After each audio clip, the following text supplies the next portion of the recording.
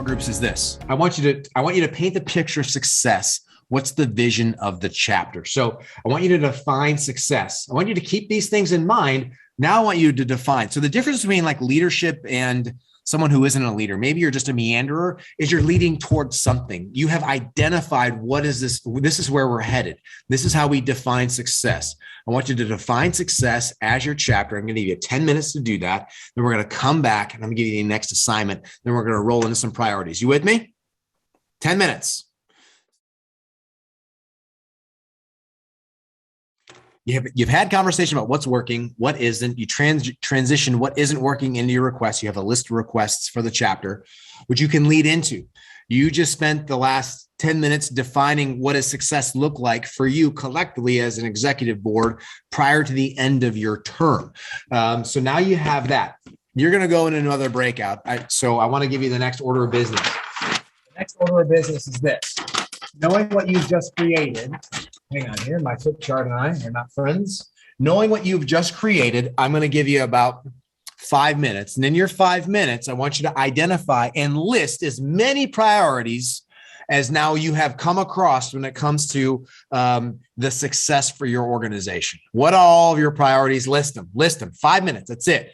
I'm going to keep you in small groups because then I'm going to give you instructions through the chat field in your small group breakout sections versus us going back and forth.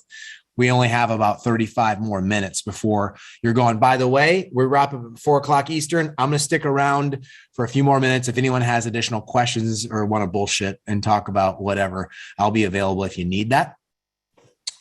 So we're going to go on breakouts. In your breakout, I want you to just to list as many of your priorities as that have come across as an executive board, as a chapter. List them. 5 minutes. Pat, send them away. You will hear from me shortly.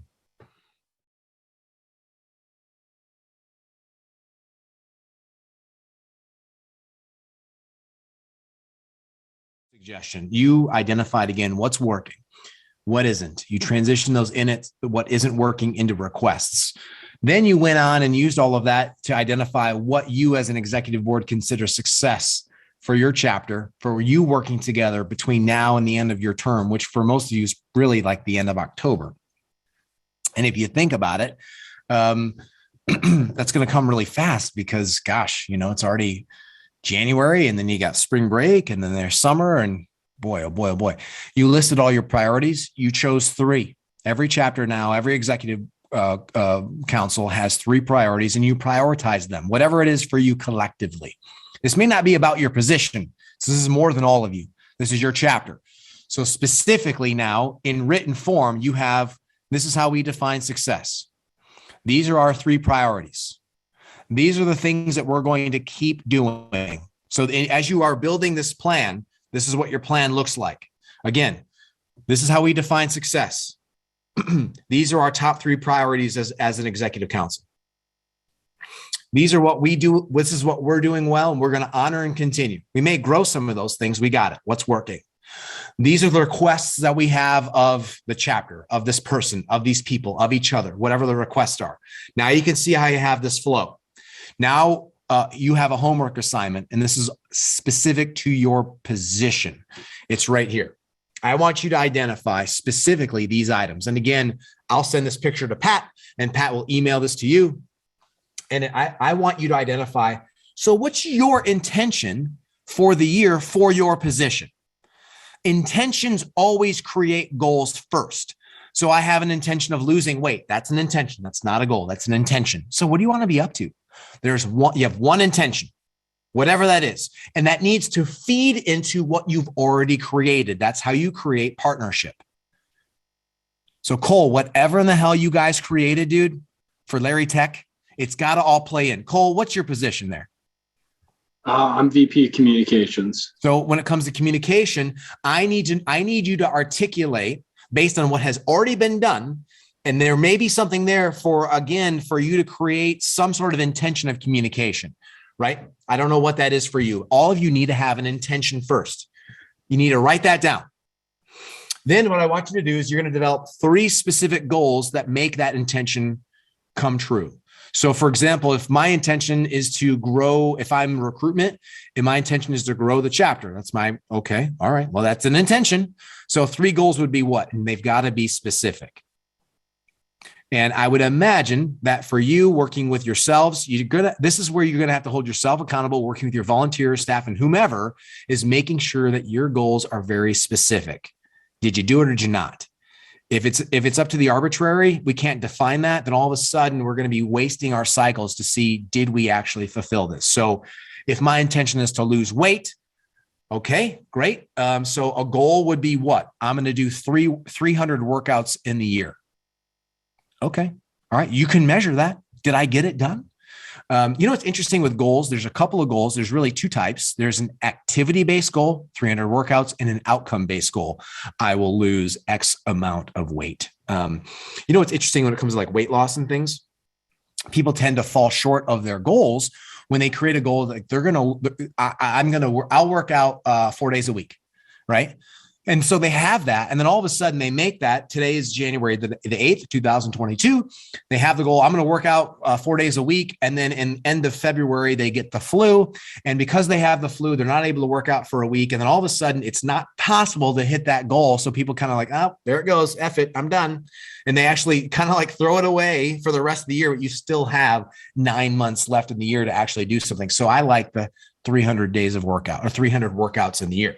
So I want you to develop 3 specific goals that you'd like, that by accomplishing these goals, you're going to live into that intention. You with me so far? Your intention, 3 goals. And for each of your goals, you're going to identify 3 benchmarks, whatever that is for you. So you're really going to outline about 10 things. Your first thing is your intention. Then you've got 3 specific goals. And then each goal will have 3 benchmarks. I call them micro missions. So when you're working with your individual cabinets, so let's say the recruitment cabinet, now all of a sudden I have it broken down into a bite-sizable chunk that if I hit this benchmark, I know that I'm on my way. What's really interesting is when the pandemic first started, I had a close friend contact me. He's an entrepreneur and he was completely overwhelmed with all things he didn't want to lose his business. And in that, there are 6 human needs. There's 6 human needs. They are certainty, uncertainty, significance, contribution, growth. And there's another one in there somewhere that'll come to me. Yeah, now it's going to bother me. At any rate, with those, he was so overwhelmed with uncertainty, he didn't know what to do. And so was the staff. And I said, hey, look, I'm not asking you to win the war. I'm asking you just to take that hill right there. Imagine that all of you are a general in your own army. And as you're leading your own individual cabinets, you're leading this group, you're painting the picture of success. And by doing that, when deploying your troops, when deploying your cabinets to get their work done, I want you to take that hill. It's called a micro mission, the mission in the moment. Break it down into bite-sizable chunks. That's why you have for each goal, you've identified 3 benchmarks or micro missions for each goal to make them happen. That's the best thing that you can do. Let's see here. I have to think about and write down these when it comes to the 6 human needs, because I've already forgotten one. We have 5 minutes left. Who has burning questions along this topic, knowing I'm going to stay late if anyone has any other questions? So who's got a burning question about what you need to do between now and when there's a follow-up item? I would hope get this shit done now. You're meeting together now, get it done now, knock this thing out, get it done and start moving with some intentionality. Who's got questions?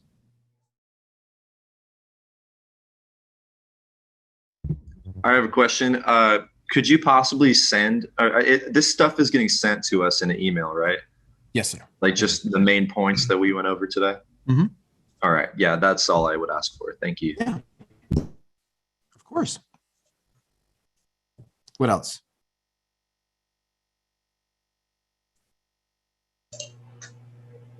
What were the 2 type of goals you said? There was, like you said, activity, and what else? Yeah, there's an activity-based goal and there's an outcome-based goal. So an outcome-based goal, in just my example about cutting weight, would be like I lose 10 pounds of fat. Mhm. An activity-based goal is about 300 workouts in the year. By the way, in the 6 human needs, I got them. The one I forgot is connection. I call that relationships. So it's certainty, uncertainty, significance, contribution, growth, and relationships. So it's your job to fill all those gaps when it comes to your people. And micro missions do a great job of creating more certainty of the uncertain. And what's interesting, a close friend of ours, he studies workplace wellness, and the leading contributor or the leading factor to workplace anxiety is staff not knowing what's expected of them. So you doing a really good job of teaching your cabinet and your people with good clarity, but beyond being a clear, but with having good and effective communication of what is expected. Carter, question.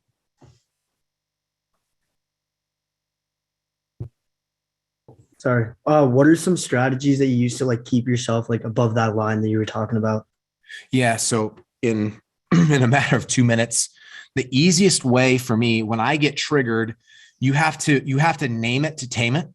And that came from, I was in a horrific car accident about 1.5 years ago and really struggling and working with a special therapist that works in trauma. And one of the things I've learned is when I feel triggered in any space, I have to name it to tame it. So if I'm about to walk on a stage and I feel a level of anxiety being below the line, if I'm feeling anxious in this moment, it actually starts to calm down where I'm at. And then also, the biggest thing that I channel when I'm feeling triggered is curiosity. If I lead with curiosity, I'm leading with it, and the outcome of that is empathy. And I'm seeking, and I'm doing some perspective taking, and that's where I tend to go. So name it to tame it is a big, big thing that I do, even in the particular moment. I'm feeling happy, I'm feeling sad, whatever it is, but whatever I'm feeling, especially if it's below the line, that starts to diminish and I can get myself back above it. Appreciate you asking. I have a question. So these 3 goals, specific goals, how should we attack them? Should we do like one at a time, like one goal like at a time, or like all 3, like trying to attack all 3 at once? Like, it's really what suits you. Just make my only request for you, Dom, and when you do this is make sure that they parlay into your previous small group conversations. Okay. So whatever your goals are, they fulfill what you've identified as an executive board, what you've identified as success. They're not like rogue goals that are completely far off the reservation. That just seems they need to all be working in unison towards fulfilling whatever you call success. So try it on. If you want to do one at a time, you can, or you can do them all, and then you can kind of see how it plays out. All right. Sounds good. Yeah. Anything else? What was that thing that you called at the beginning of like a meeting, like having people get stuff off their chest? What was that called again? It's called a clearing. A clearing. Okay. Clearing. Yeah. So a clearing is where set that boundary, teach people what that is. And a clearing is just like, hey, does anybody have anything they want to share? Get off your chest. This is important because a couple of things. People, if you have something weighing on your mind, if you can at least let that out a little bit, then you'll be more in the present moment. There's that. And people need to feel heard before they can listen. So by having a clearing, people need to feel heard before they can listen. And so that invites an opportunity of doing that. Appreciate the question. What else? There's a chat here. Did I miss one? Okay. So thank you for being here. We will conclude. Well, sorry, Yes, sir. I actually have a question. Go ahead. So how would you kind of like, if you could like kind of go over again, how would you note the difference between like an intention and a goal? Because like, the example you gave was like losing weight. Like I always looked at that as a goal, whereas like I never really looked at it as an intention, but that's exactly what it is. Yeah. So how would you kind of like state the difference? Yeah. So by the way, we have hit 4:00 Eastern. If you want to bail, you can bail. We are done. I will answer this question, and then I'll stick around for a few more minutes. If anyone has questions about this or any other topic while you have me, I'm here for you. So thank you for being here, everybody. So Rodrigo, to answer your question, an intention is more like yeah, I'd like to do that. It's typically, it's not something that's measurable per se. It's something like, yeah, I'd like to go in that direction. Yeah. So an intention for me might be like growing the business for us, right? I'd like to grow the business. Okay, that's a start because intentions come. Okay, so Blanck, how are you going to grow the business? Well, first goal is I'm going to create, this is real, I'm going to create a retainer-based model working with our clients. So I can create that package. That's yes or no. Did I do that? And then the second goal might play off of that could be that I'll have my first retainer-based client signed by the end of this date, right? By this date. That's another goal. That's specific. And then I might say for the year, which we have that goal is we're going to have 6 retainer-based clients by the start of the fourth quarter. So that would be, what is that, October 1st. So, right. So start with the intention. That's again, what do you want to be up to? Like high level, what does that look like? And then you start breaking that down. Rodrigo, clarifying questions on that? No, like I kind of see what you're saying, like just like a big outcome, and then like how would you specifically obtain that? Yeah. What's your position there? VP finance. So, now bear in mind, it's been over 20 years since I've been in undergrad. But an intention could be about being fiscally conservative, or love to have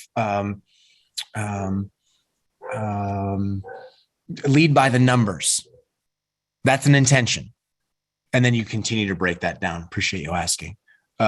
Any other questions or for anything? You got me for a few more minutes before you can hear my dogs barking upstairs and our child. Anybody else? Ryan, I got a question for you. So I'm involved in a outdoor organization called the Mountaineers.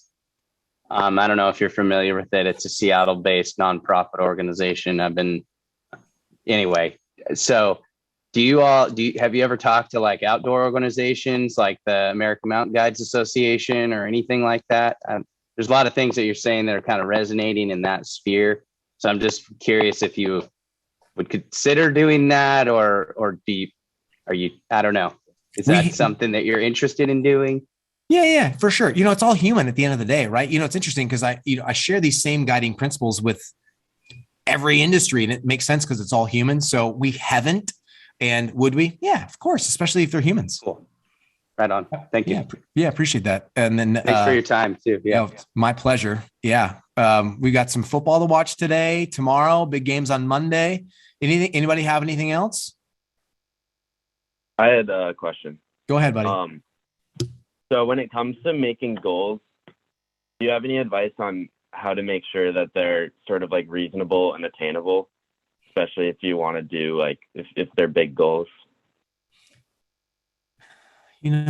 That's kind of like what I hear of that is like the SMART goal method about being specific and measurable, attainable, realistic, timely, all of that. And, those are so unique to, I'm finding that people undersell their capabilities and are not stretching themselves hard enough. And they're setting goals that are frankly low-hanging fruit. Now everything works in a bell-shaped curve, right? So there are people that are setting up these unrealistic expectations, and they're putting too much pressure on themselves and their people, and the well-being is crazy, and that's why they feel burned out. So for you, what I would consider is on a scale of 1 to 10, how much effort would I need to put in this in order for it to likely happen? And if it's like 8, 9, 10. That may be a little much, but if I want you at a 7, because you are also a student. I find that most goals are probably around 3s and 4s. And I would want you to have conversations with your executive board to be realistic. What's the likelihood of us knocking this thing out? It's pretty easy. Well, then that's just not good enough there. And candidly, if you got to a position where, let's say, you were able to accomplish 60% of your goals, meaning 40 you didn't, that may be a good number, because I want them strong enough that they actually stretch your capabilities and that you're actually putting some time and energy into that. Okay, Awesome. if I'm batting That's really 1,000, dude, am I really stretching myself? Really? I mean, really? Yeah. And there's more in the tank, we typically find. Yeah. Yeah. What other I questions? appreciate it. do we Thank have? you. Of course. My pleasure. I had Yeah, one question. Go ahead, Greg. Yeah, so going back to communication, the question you said you want people to ask is, what are you hearing? And not, do you know what I mean? So coming from Toledo, Ohio, Iota, we got like about 100 people in our chapter. How can you ask that question as an exec board to 100 people to get the best advice and whatnot? Yeah. So you can't ask that question to a large group. You can't, never. So I learned this working on staff. There was a guy on staff on the board and then became grand president, who's a dear friend and mentor of mine. His name, Archie Yates. Archie used to be the grand president. And as he was leaving the bench, I had the opportunity of coaching him. And he taught me this lesson. If it's worth winning, it's worth rigging. So you never bring anything to the chapter not knowing what the outcome is already going to be. Ever. So what my intention for that is that you deploy that working with your executive council and working with your cabinets. And as the cabinets break down, let's say if you want to pass a piece of legislation, then they are armed with talking with 5 people and they know to ask that question. It would be really hard for me to share something in a chapter meeting and then have everyone contribute. There's this thing called, it's called Parkinson's law of triviality. Greg, have you ever heard of this thing? No. So Parkinson's law of triviality basically says this. Hey, look, the more trivial the stuff is, the longer it takes to get a decision. So the example is in NASA for the shuttle, there's probably only a handful of people that could actually contribute to a conversation of how they could re-engineer the re-entry tiles on the shuttle, right? I mean, really, that's beyond our expertise. But there's a handful of people that could contribute. So the decision of what they do actually is really short. It's pretty quick because not a lot of people can contribute. However, if you asked people at NASA, if you gave the space, hey, what color should we have the carpet in the lounge? It takes so long to get an answer because everyone feels that they can contribute. And it's like, oh my gosh, I wish I wouldn't have said anything. I wish I would have done it and been on with it. So the same thing when you're working with, if it's worth winning, it's worth rigging. Always know that. And never bring anything to the chapter that you don't already know the outcome. If you're going to vote on something, you already know the outcome. If you don't, you haven't done your job as an effective leader to work those back channels in the back halls. Thank you. Yeah. What else?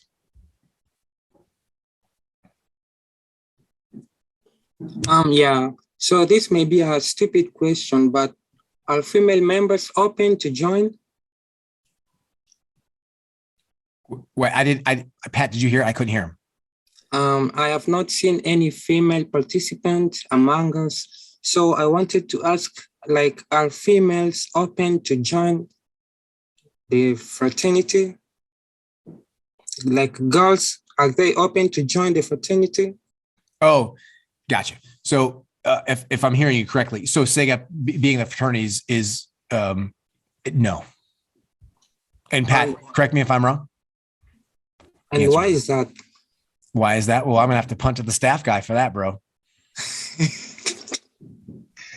I mean, long story short, that's what's in our Grand Chapter bylaws. Undergraduates change or can modify, et cetera, the Grand Chapter bylaws. This actually came up at Conclave this past summer. So the best person actually to be a resource for that would be your chapter's regional director. Cool. Because they're the masters of all things bylaws. I appreciate you asking. And there are women volunteers for sure. We had women volunteers here today. And my mom actually used to be the AVC president at my home chapter back in the day. Dr. Blanck doing her thing. What other questions? By the way, Texas Chi, is that not Corpus Christi? Maddie? That is, isn't it? No, Matt Wagner's not there. Okay. I spent a birthday by myself as a regional director in Corpus Christi playing golf. Anything else? JP? DC Delta, you got anything, bud? I mean, people pretty much hit the nail over the head with the communication questions. I think it's really key. And even though we have a smaller chapter of about 31 people, and when you brought up kind of, what was that term you used for releasing your opinion? Say that again. Clearing. He's talking about clearing. Clearing, Yeah. So we do something called a vibe check, which is essentially the same exact thing. And it's kind of we give people a space to maybe express some concerns they have, be really transparent. And it worked really, really well the first couple of times we implemented it. So I'm really glad you brought that up. I guess maybe one clarifying question that I have for you regarding that is, how do you make it a space where people can express their opinions or their concerns or their fears without it turning into guys butting heads or to people just complaining? Yeah. So how is it more constructive? What kind of approach would you take to that? I probably wouldn't have clearings for a chapter meeting. I would keep the audience level small, and I would have them in my executive board meetings or in my cabinet meetings and things of that capacity. And people don't serve on either. I would go and I would seek to understand their perspective and what's going on with them.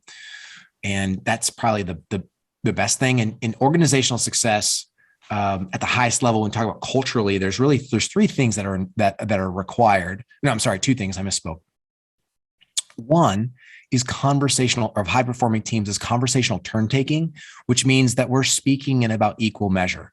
So when you have small group meetings or cabinet meetings, it's designed in a way that people are contributing, and that's why how we're designing for inclusivity. And the next thing is about psychological safety, meaning that's present, where people do, John, to your point, people feel safe sharing what's on their mind, and people tend to feel safer when the group is smaller to share. And then if it needs to, it can be brought up. So let's say if someone has something that's really heavy that they do want to share with the chapter, I have found in my experience that in that instance with the chapter, if someone has a clearing, something that's really heavy, they want to share, the chapter tends to rally around somebody. Now, if it's a polarizing example that you probably wouldn't want shared to the chapter, then you can nip that in the bud and not have that as an opportunity. Awesome. Thank you very much for answering the question. Hey, dude, DC Delta, is that Georgetown? No, American. Oh, yeah, dude. My first intern that we ever had 12 years ago was from American. Really? Yeah.